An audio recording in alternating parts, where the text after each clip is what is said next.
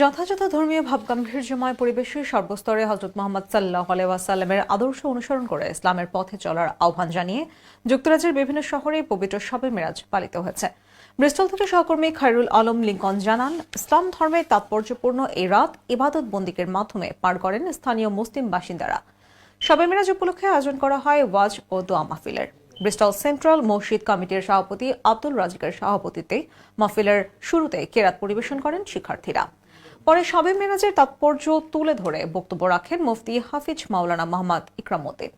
সবশেষে রাসূল সাল্লাল্লাহু আলাইহি ওয়াসাল্লামের শানে সালাম ও দুরূদ পেশ করে বিশেষ মোনাজাতে মুসলিম উম্মার একাত্মতা, সফলতা, সমৃদ্ধি কামনা করা হয়।